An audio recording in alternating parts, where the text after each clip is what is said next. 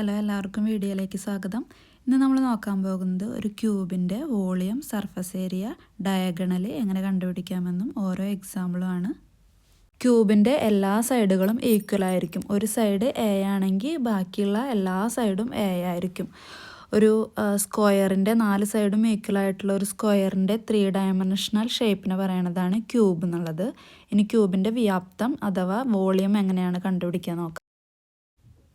ഒരു ഒബ്ജക്റ്റിൻ്റെ അതിൻ്റെ ഉള്ളിലുള്ള ആകെ സ്പേസിനെയാണ് അതിൻ്റെ വോളിയം എന്ന് പറയുന്നത്.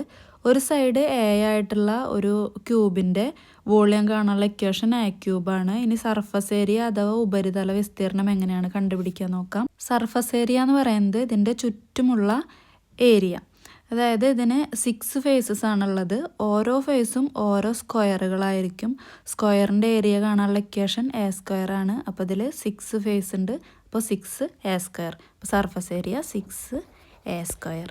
ഇനി ലാറ്ററൽ സർഫസ് ഏരിയ എങ്ങനെയാണ് കണ്ടുപിടിക്കാൻ നോക്കാം.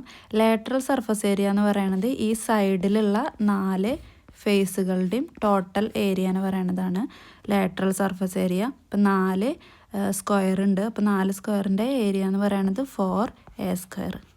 ഇനി ഡയഗണൽ അഥവാ വികർണം കാണാനുള്ള ഇക്വേഷൻ എന്ന് പറയുന്നത് a√3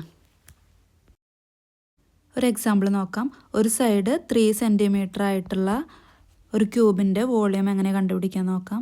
വോളിയം കണ്ടുപിടിക്കാനുള്ള ഇക്വേഷൻ എ ക്യൂബ്. അപ്പോൾ ഒരു സൈഡ് എന്ന് പറയുന്നത് 3 ആണ്. അപ്പോൾ ഇക്വേഷനിൽ വാല്യൂ ഇട്ട് കൊടുക്കുമ്പോൾ 3 ക്യൂബ്. അപ്പോൾ ആൻസർ 27 സെൻറ്റിമീറ്റർ ക്യൂബ് എന്നാണ് വോളിയം അഥവാ 27 ഘന സെൻറ്റിമീറ്റർ.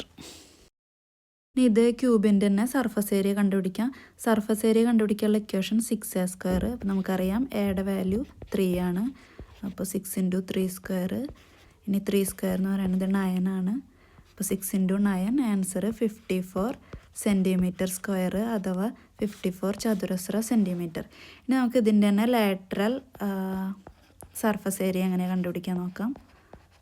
ലാറ്ററൽ സർഫസ് ഏരിയ കാണാനുള്ള ഇക്വേഷനാണ് 4 എ സ്ക്വയർ.